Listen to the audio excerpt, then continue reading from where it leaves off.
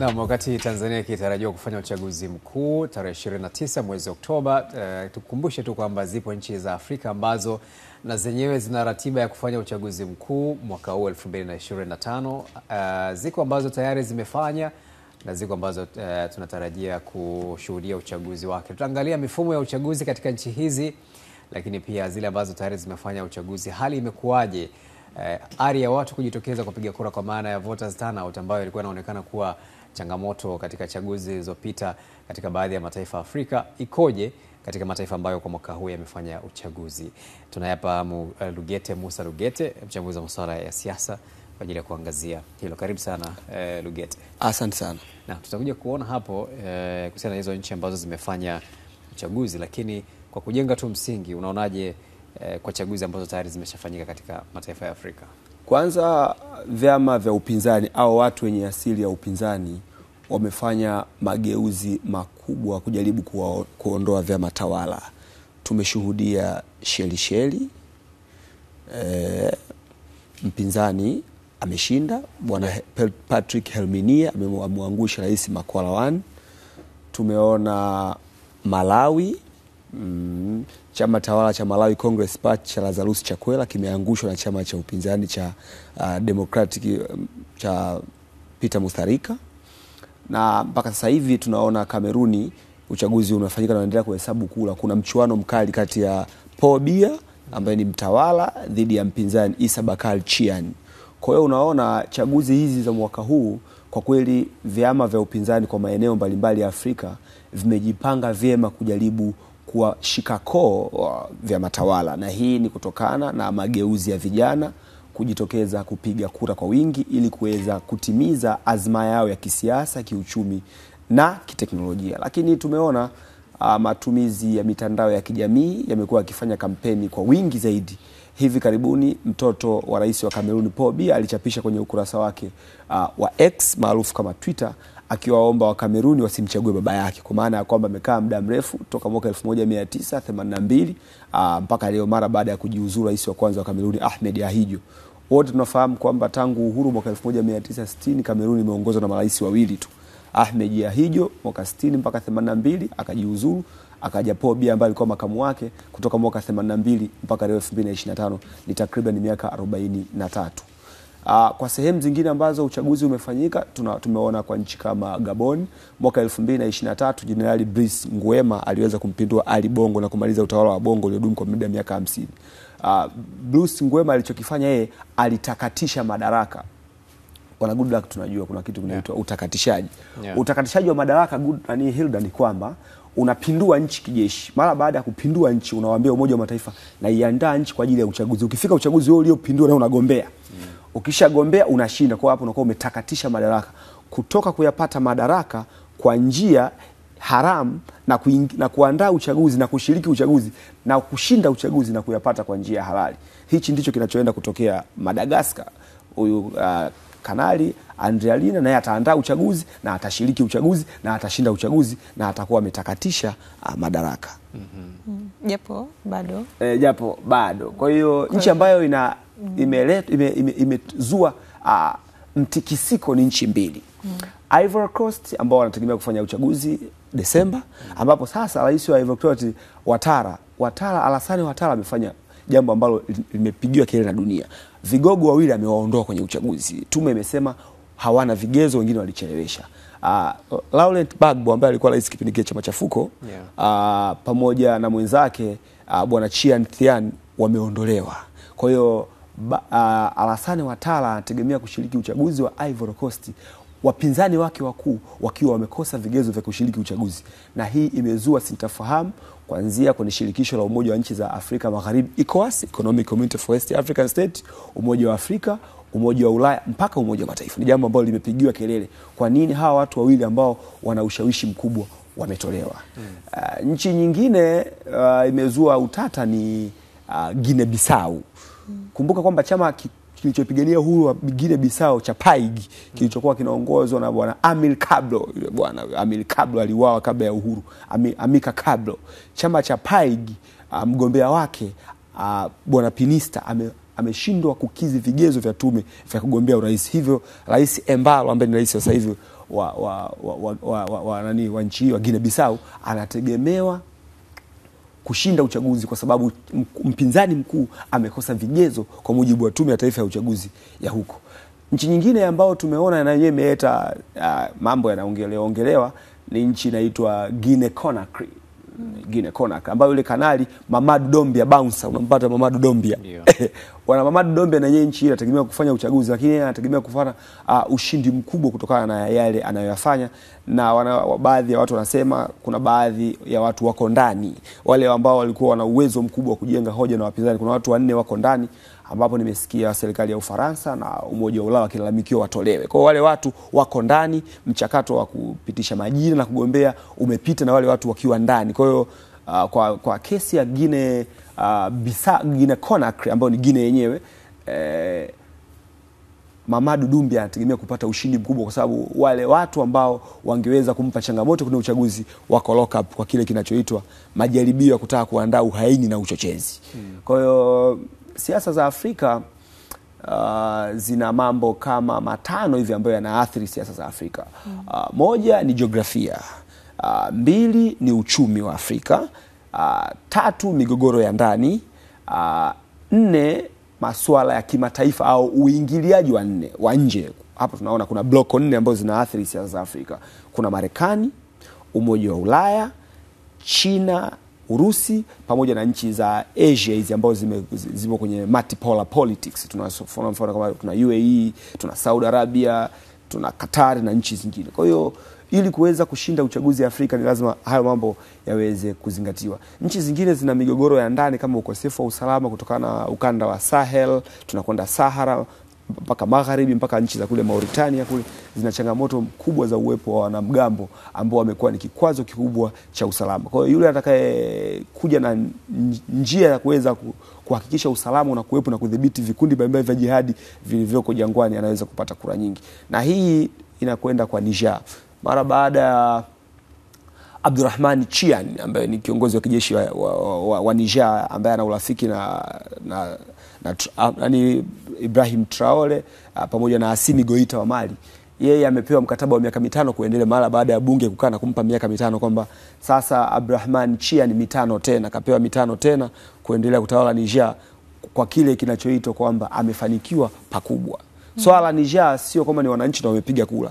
Bunge limekaa, limempa mkataba, ni kama inavyofanyika Urusi pamoja na Uchina. Mara baada ya wananchi kuchagua wabunge wakishafika bungeni, wale wabunge wanachokifanya ni kupiga kura ya kumpa rais mkataba. Ni ipi tathmini yako ya michakato ya uchaguzi hasa katika mataifa haya ya Afrika? Michakato, tathmini ni hasi na chanya.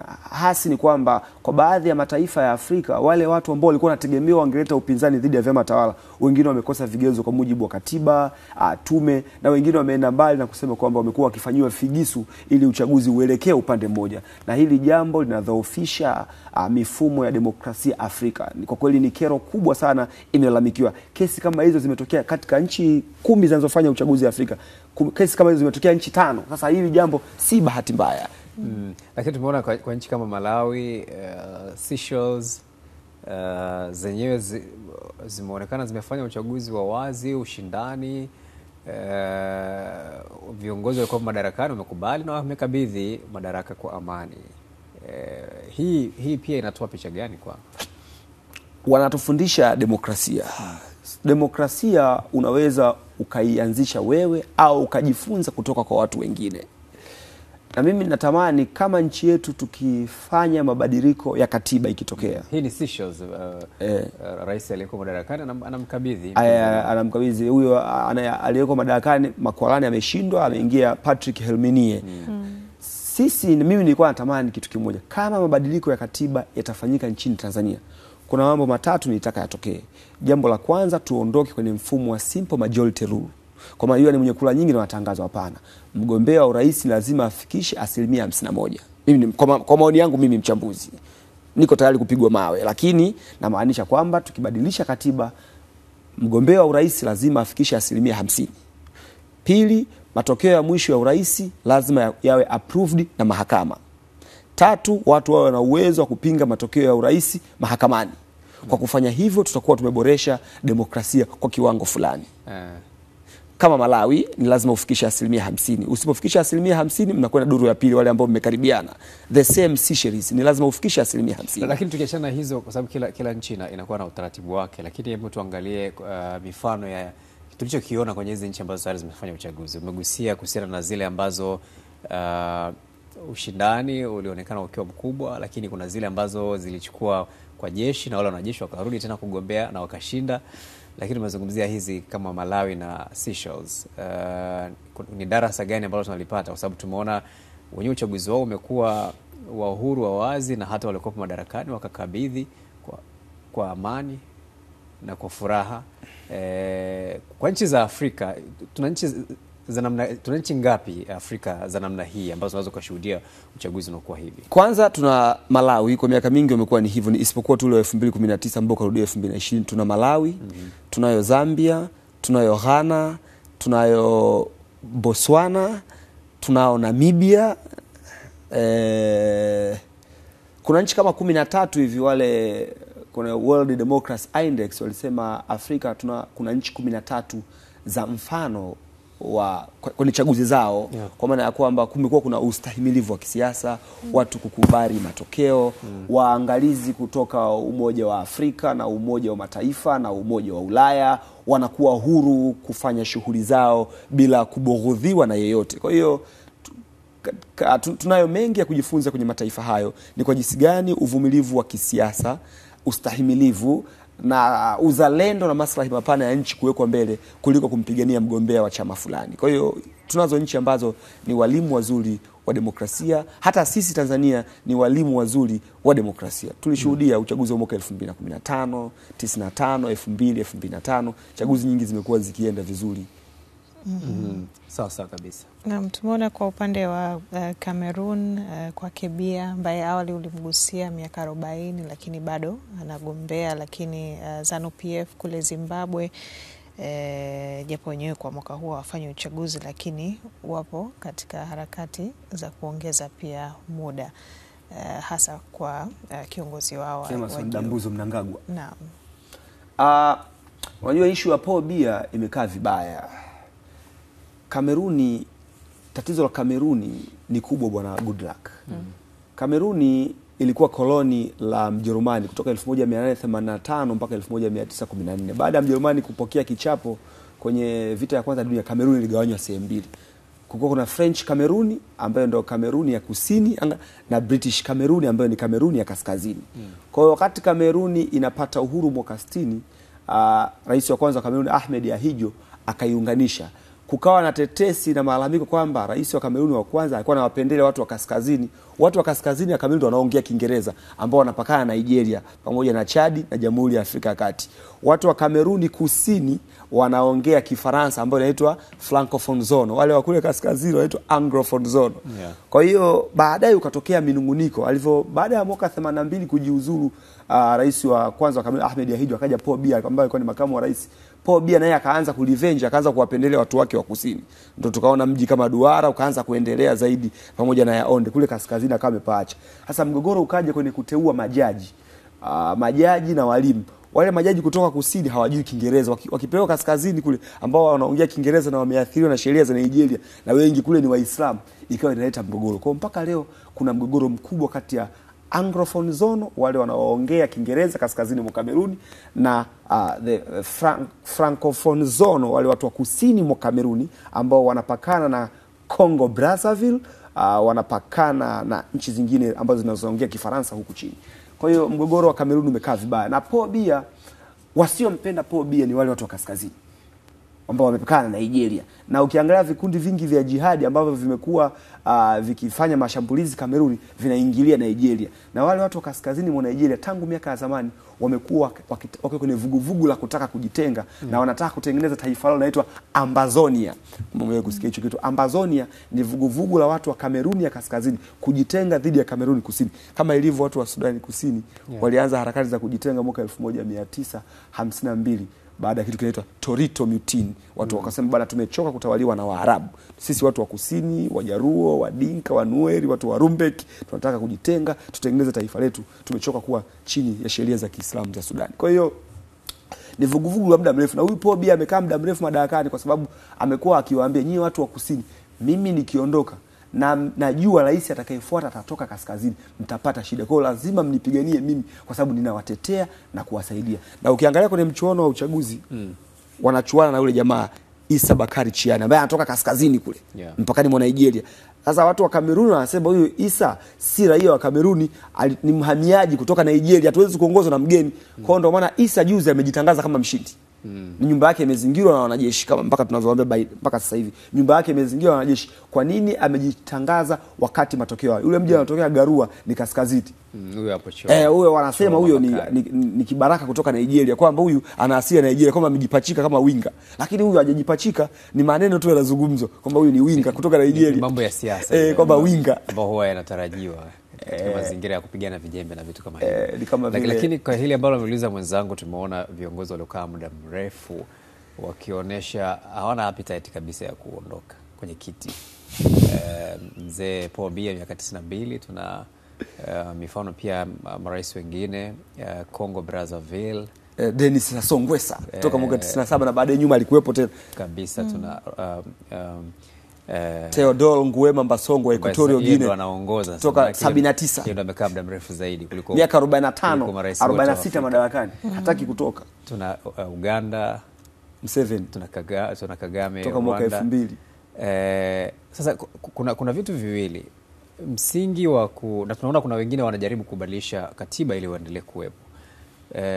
Kuna vitu viwili, kuwepo madarakani muda mrefu na demokrasia, kwa sababu inaonekana pia hawa wanaokaa madarakani muda mrefu, baadhi ya nchi wanaonekana kuhitajika zaidi kutokana na sababu za kihistoria, za kiutamaduni na vitu kama hivyo, sio? Ndio, wapo wanaokaa muda mrefu madarakani wanalalamikiwa kwa kuminya demokrasia, ikiwemo Rwanda kuna uminyaji mkubwa wa demokrasia, ikiwemo Uganda kuna malalamiko makubwa, kuna uminyaji mkubwa wa demokrasia. Kameruni hakuna uminyaji mkubwa wa demokrasia, isipokuwa tu yule mzee uwezo wake wa kutenda kazi umepungua.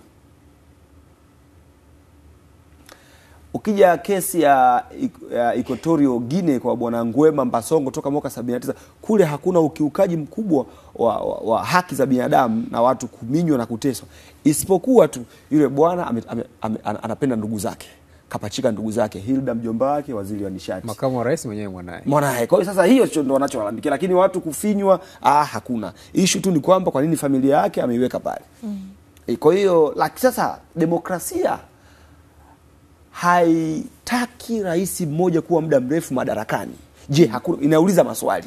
Demokrasia, misingi ya demokrasia ambayo ni western perspective, inauliza maswali. Je, nchi nzima hakuna mwingine? Lakini kuna hoja tofauti kwamba demokrasia ni pale ambapo watu bado wanachagua. Demokrasia ni watu wengi. Licha ya kuwa ule uamuzi ambao unafanya. Demokrasia ni wengi wapi?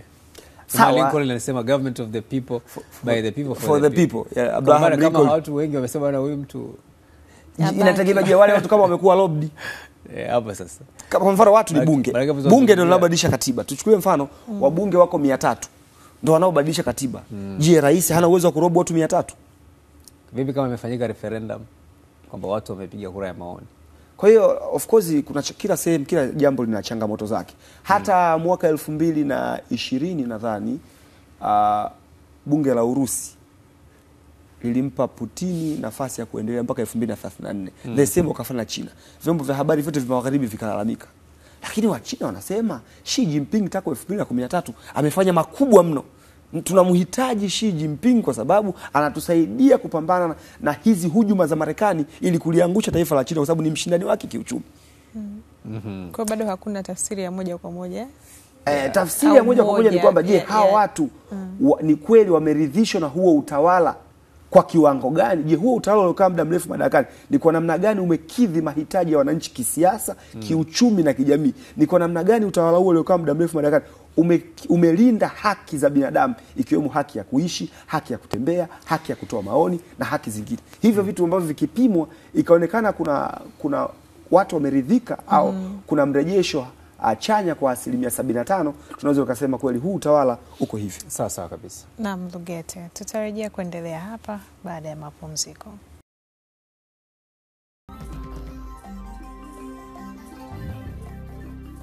hapa tunajadili kuhusiana na mataifa hasa barani Afrika ambayo yanafanya uchaguzi kwa mwaka huu 2025, na kubwa tunaangalia tathmini katika mataifa haya. Tuko na Musa Lugete, mchambuzi wa masuala ya siasa, na tumegusia hasa kuhusiana na mataifa haya katika upande wa mfumo wa uchaguzi, lakini kuna hili ambalo linasemwa la watu kujitokeza pia hasa katika nyakati hizi za uchaguzi. Ni ipi tathmini yako katika nchi hizi 5 kwa Afrika kwa mwaka huu ambazo tayari zimekwisha fanya uchaguzi? Okay, mfano kwa Malawi takriban voters turnout. Watu kujitokeza kupiga kura. Mfano kwa Malawi walijitokeza hadi watu milioni 7 kupiga kura. Muamko umekuwa mkubwa kwa baadhi ya nchi, na kwa baadhi ya nchi muamko kwenda kujitokeza kupiga kura umekuwa mdogo, na kila nchi imekuwa na sababu zake. Malawi wengi walijitokeza kupiga kura baada ya hali mbaya ya kiuchumi, wakaona labda baba mchungaji Lazarus Chakwera hawezi kuwavusha, ndio maana wakajitokeza kwa wingi, wakatumia hasira zao kwenye sanduku la kura na kumleta Peter Mutharika aliyekuwepo huko nyuma toka 2014 mpaka 2020.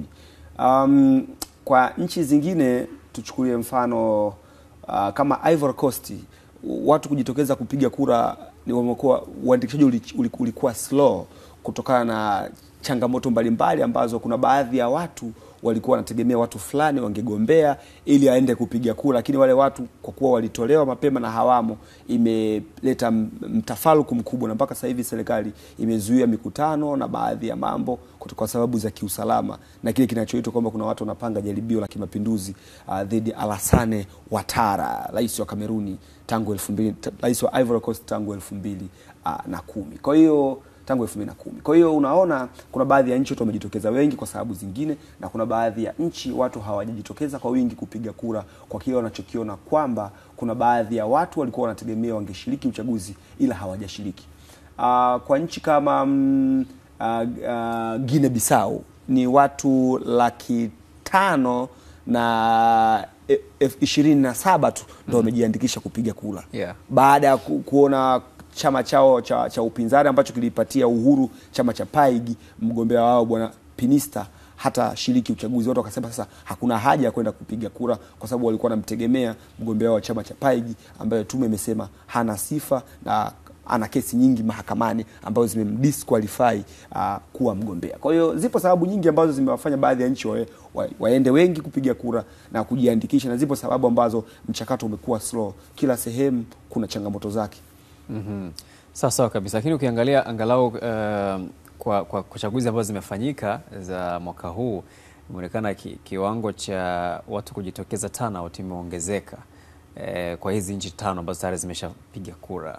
Ukilinganisha na chaguzi zilizopita huko nyuma, inaonekana appetite ya watu iko chini, lakini matarajio sasa kwa mataifa yaliyosalia kupiga kura, kwa sababu yako mataifa ambayo tayari yameshapiga kura kama vile Malawi ambayo idadi ya watu waliojitokeza angalau ilikuwa inaridhisha, zaidi ya 70% ya watu waliojitokeza kupiga kura, lakini yako mataifa ambayo bado hayajapiga kura na yanatarajiwa kupiga kura kama vile Cote d'Ivoire ama Ivory Coast, Tanzania, Guinea Bissau, Guinea ambao wanazungumzia Conakry kwa Dumbia, lakini pia Jamhuri ya Afrika ya Kati kwa Touadera Achang.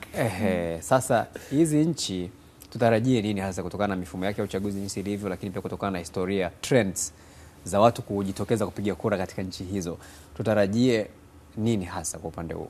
Kwa upande wa Tanzania tutarajia watu wengi watakwenda kupiga kura, hasa vijana waliotimiza miaka 18 na wenye vitambulisho na sifa wataenda kupiga kura ili kumpata kiongozi wanayemtaka kuanzia ngazi ya udiwani, ubunge na urais. Kwa nini unasema hivyo? Kuna shauku ya vijana wengi wamehudhuria mikutano. Unajua uchaguzi huo mwaka 2025 una msisimko kidogo kuliko 2020. Uchaguzi wa mwaka 2020 it was the rival of two men. Ulikuwa ni ushindani wa watu wawili tu. Hayati Dr. John Joseph Magufuli wa CCM na mgombea wake mwenza kama Mama Samia, na mgombea wa Chadema Tundu Antipas Mugwai Lissu. Walikuwa ni wawili tu, wengine walikuwa hawasikiki na wengine hawakufanya mikutano mingi. Lakini uchaguzi wa mwaka huu 2025 at least vyombo vya habari vimetoa mzania sawa, balance of power kwa wagombea mbalimbali wamesikika. Kuhusiana na mataifa mengine kama Ivory Coast, kwa nchini Ivory Coast mchakato hautakwenda sawa kwa sababu ya Laurent Gbagbo alikuwa na nguvu, bado ana nguvu, na wasiwasi wa Alassane Ouattara ni Laurent Gbagbo. Gbagbo ana nguvu kubwa kusini, kaskazini mpaka mashariki mwa Ivory Coast, kwa sababu amewahi kuwa rais, ana mtandao mpana wa watu wanaojua nao ndani na nje ya nchi ambao wanaweza kumpa kula. Na Alassane Ouattara alitumia nguvu yake, wanasema watu wa political science, the power of incumbency. Ukiwa madarakani unaweza kuwa na nguvu kubwa ya kuwaminya wale unaoshindana nao. Kwa hiyo Alassane Ouattara ametumia nguvu kubwa kuwabana yule Laurent Gbagbo pamoja na yule Thian Chian, na kufanya kwamba uchaguzi sasa ataenda kushinda akiwa yeye mwenyewe. Guinea Bissau pamoja na Guinea Conakry. Guinea Bissau tarehe 23 mwezi wa 11, Guinea Conakry tarehe 28 mwezi wa 12. Kwa upande wa Guinea Bissau hali ni mbaya kwa sababu chama cha PAIG hakishiriki uchaguzi. Cha mgombea wake Pinista hakishiriki uchaguzi. Mgombea wake ameambiwa na tume na mahakama hana sifa ya kugombea, na maandamano ni makubwa. Watu wameona uchaguzi sio hauko vizuri. Kwa rais wa nchi hiyo Mheshimiwa Embalo ana uhakika mkubwa wa kushinda uchaguzi kutokana na wale anaoshindana nao. Lakini kwa upande wa Guinea Conakry kwa Mamadou Doumbia, baada ya kuchukua nchi, Mamadou Doumbia yeye watu wengi wanamkubali kutokana na mapinduzi aliyoyaleta ya kiuchumi na usimamizi wa mali ya umma kanali. Kwa hiyo yule naye watu wengi wanamshabikia kama wanavyomshabikia Ibrahim Traore wa Burkina Faso. Kwa hiyo tunaona kuna uwezekano mkubwa watu kwenda kujitokeza kupiga kura kumchagua rasmi kama rais. Kumbuka sasa hivi bado ni kiongozi wa kijeshi, kwa hiyo anakwenda kwenye uchaguzi kutakatisha madaraka. Sasa tuangalie katika sasa tukuonyeshe hapa kuhusiana na nchi ambazo zimefanya uchaguzi mwaka 2025. Nchi za Afrika ambazo zimefanya uchaguzi mwaka 2025 mpaka sasa hivi tunavyozungumza ni pamoja na Cameroon. Cameroon bado wanasubiri matokeo, lakini kwa upande wa Gabon, Brice Nguema yeye alishinda kwa kupata kura 588,076 sawa na 94% dhidi ya Alain Claude alipata kura 19,265 sawa na 3.11. Hii wapiga kura hawakuwa wengi sana. Huyu bwana ndo aliyempindua nani Ali Bongo. Huyu bwana ana nguvu, Brice Nguema ndo aliyempindua Bongo. Alafu kwa nchi ni kadogo. Kwa hiyo bwana anajua namna alichowatoa watu. Yaani watu walienda kumchagua Jenerali Brice Nguema kwa sababu tu alitoa familia ya Bongo. Watu wakiamka asubuhi, Bongo Ali Bongo, Bongo Bongo. Huyu sababu alianza baba mtu na mtoto. Akaja na mtoto. Baba mtu toka 65 mpaka 2008, mtoto 2008 mpaka 2023. Kwa hiyo bwana alivyopindua nchi, watu wamewatua mzigo Bongo Bongo Bongo Bongo. Kwa hiyo ilikuwa ni kwa sababu lazima apate kura nyingi kwa sababu amewaondolea mzigo ambao ulikuwa umewakaba kwa miaka mingi. Sawa, tuangalie pia ukiachana na hiyo, tuangalie nchi nyingine ambayo pia tayari imeshafanya uchaguzi wake pamoja na Malawi, na hii watu wengi wa Tanzania walikuwa wanafuatilia kwa sababu ni jirani zetu. Peter Mutharika alishinda kwa kura 3,035,035 sawa na 56.7 dhidi ya rais aliyekuwepo madarakani Lazarus Chakwera 1,765,000 sawa na 33.01. Na hii haina nilimtabilia Hilda, nakumbuka alinipigia simu nikamwambia hivi, Mutharika ameshashinda, Lazarus Chakwera ameshinda. Nilimpigia simu nikamwambia ushindani unaonekana ulikuwa mkubwa pia. So hata yule banda yule siku ile Mkalibanda yule mwandishi wa habari siku tulikuwa na Deus Kibamba hapa na Mkalibanda yule akasema hata yale majimbo yaliyobaki hata akipewa kula zote hawezi kutoboa. Huu uchaguzi wote aliujua mapema kwa sababu ya changamoto za kiuchumi za Malawi. Naam. Sasa tukiachana na Malawi pia Togo na yenyewe wao sasa unajua Togo walibadilisha mfumo na ikawa sasa bunge watu wanachagua wabunge, alafu wabunge wanakuja kuchagua rais. Huo mfumo unafanyika Togo lakini pia Afrika Kusini. Ni kwamba wananchi hawachagui rais moja kwa moja. Kile chama kinachokuwa na wabunge wengi ndio kinaweza kudetermine nani atakuwa rais kwa sababu wao watampigia mtu wao kwa sasa. Mfumo una balaa, kuna sehemu zingine ni balaa mfumo. Yaani hakuna mfumo ambao unaridhia matakwa yote ya kidemokrasia. Huu mfumo nao una balaa. Vita ni kubwa kwenye majimbo, ni balaa. Kwa sababu unajua mtu chama kitakachopata wabunge wengi kikienda kwenda kinaunda serikali. Kwa fitina inakuwa kubwa majimbo. Pia upo Uingereza pia. Hasa wale kidogo kidogo huwezi kuambia nikinichagua nitajenga barabara. Yaani wale wana vitu vyao. Watu wa mlengo wa kushoto wanataka kujua mlengo wa kulia, mlengo wa kati, sheria za Umoja wa Ulaya, kodi, uhamiaji, kodi, sheria zetu. Kwa sasa wale hoja zao na huku ni tofauti kabisa. Huku nawaambia tu umeme mpaka vijijini. Sasa tunapiga makofi. Sasa tunaona Togo ameadapti mfumo huo na wamemchagua Rais Jean Lucien Savi ambaye alichaguliwa na bunge tarehe 3 mwezi wa 5 2025. Hilda. Tumeona pia kwa upande wa Seychelles, Maushelisheli ambapo uchaguzi wao ulifanyika pia na matokeo asilimia 52.7 ni Patrick Hermini dhidi ya Wavel Ramkalawan ambaye alipata asilimia 47.2. Uchaguzi ulikuwa tarehe 9 mwezi wa 10. Uchaguzi ulikuwa mgumu sana. Ushindani ulikuwa mkali. Nilifanya mahojiano na chombo kimoja cha kimataifa nikawaambia rais aliyeko madarakani hawezi kutoboa kwa sababu moja tu, sheria za kodi. Unajua nchi ikiwa ndogo, lazima uwe makini sana kwenye maamuzi. Nchi hizi ndogo zenye watu chini ya milioni 1, chini ya milioni 1, 300,000, 500,000, milioni 2, sheria yote itakayopitishwa kama inaathiri watu wengi lazima ikulambe kwenye uchaguzi. Kuliko nchi zenye watu wengi ambapo wanaweza wakalalamika ukajaribu kuneutralize na mambo mengine. Lakini Seychelles pia inasalia kuwa kisio moja kati ya visiwa vyenye maendeleo Afrika. Afu nchi yenye wasomi wengi. Ukiangalia pia literacy rate ni miongoni ni nchi ambayo Hilda inaongoza kwa kuwa na kima cha chini kikubwa cha mshahara. Mtu wa chini anayelipwa Seychelles analipwa milioni 1. Yaani huyo ndio kama hapa kwetu mtu analipwa 300,000 kama kima cha chini. Seychelles wanaanzia milioni 1 kuendelea. Kwa hiyo ni nchi ambayo ina maendeleo, maisha ni mazuri, lakini pia demokrasia ni kubwa kwa kiasi hicho. Na tumeona hapo kwenye picha zile tuliona Rais Ramkalawan akikabidhi kabisa madaraka. Alikuwa anajua. Afu sheria ya kodi. Unajua Rais Ramkalawan ni mzuri. Shida ni kwamba kuna sheria zilizoita kwenye kodi. Watu wakapiga hesabu kwa sababu hawezi kutufaa. Huyu hapo Ramkalawan. Sawa kabisa. Lakini pia Hilda, kwa upande wa sasa waliojitokeza kupiga kura, zipo asilimia ambazo katika mataifa ambayo tayari wamekwisha kupiga kura. Kwa upande wa Cameroon ni asilimia 70.2 turnout ya waliojitokeza. Kwa upande wa Gabon asilimia 70.1, Malawi ni asilimia 76.3 na Seychelles yenyewe ikiwa ni asilimia 86.7. Ina maana kwa kiasi kikubwa wao walijitokeza kupiga kura kabisa. Tunaona angalau kwenye chaguzi hizi 5 ambazo zishafanyika kwa mwaka huu, tumeona idadi ya wapiga kura imeongezeka, imekuwa chaguzi zimeonekana zina hamasa. Ni kwa sababu ya vijana, lakini pia hizi nchi tulizoziona hapo ndio hazina historia ya heka za kisiasa. Yale majeruhi ya kisiasa sio makubwa zaidi. Ndio maana umeona watu wakijaribu kuangalia kubadilisha hatima. Mfano kwa Kameruni watu wanaenda kubadilisha hatima.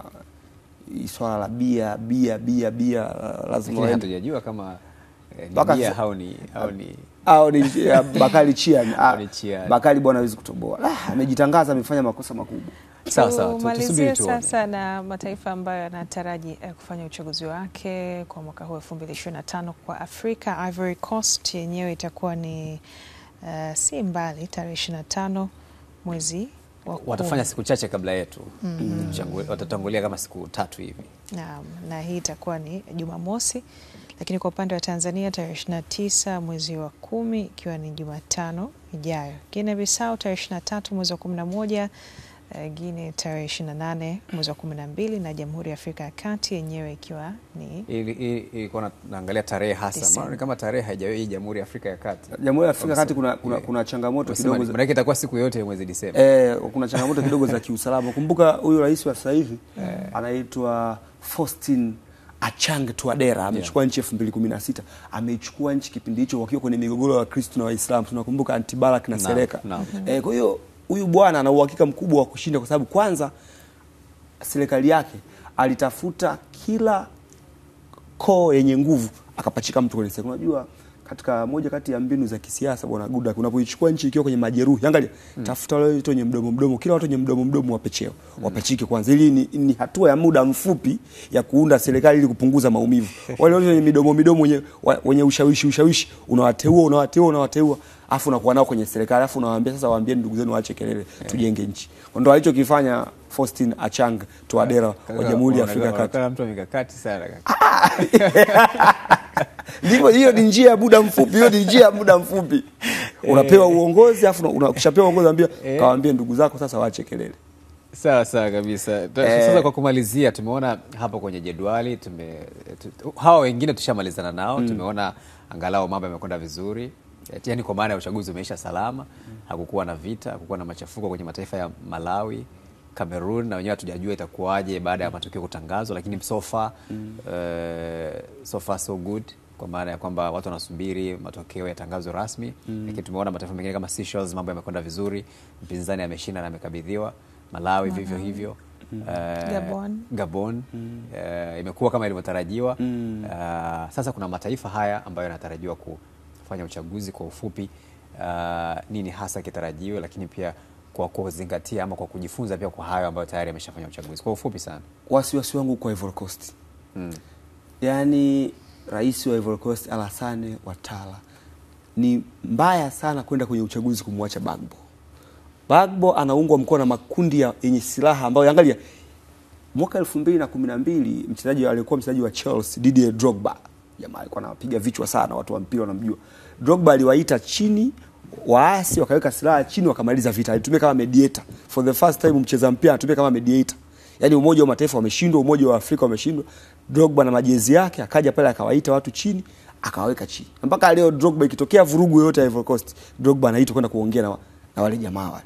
Sasa hivi wale jamaa wameweka silaha chini. Gbagbo ametolewa kwenye uchaguzi na tume kwa kile kwamba hana vigezo, hajafanya nini. Ni jambo baya sana hili, kwa sababu Gbagbo alikuwepo msituni, anajua historia za harakati na mishemishe nyingi. Kwa kumweka kando Gbagbo ni kuwafanya wale jamaa walioweka silaha chini mwaka 2012 kurudi tena. Ni muhimu waongee naye, wamweke kwenye uchaguzi, aliyeshinda atangazwe, kuliko kupunguza watu ambao ni muhimu na wana ushawishi mkubwa, unaweza ukaliingiza taifa kwenye matatizo. Kwa hiyo ni kwa kesi ya Ivory Coast, kuondolewa wale wawili, Laurent Gbagbo pamoja na Thian Chian, litaleta tatizo kubwa.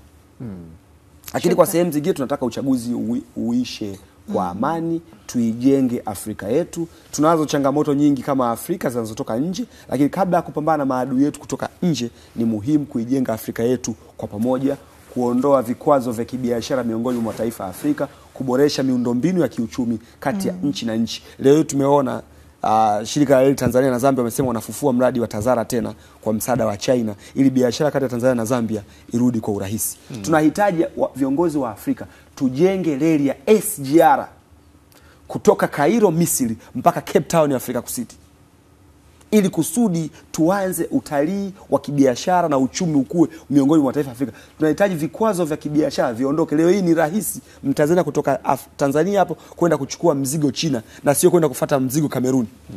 Shukrani sana Lugete. Asante kwa uchambuzi huo. Ni tathmini ya nchi za Afrika zilizofanya uchaguzi kwa mwaka huu 2025. Tulikuwa naye mchambuzi wa masuala ya siasa Lugete Musa Lugete.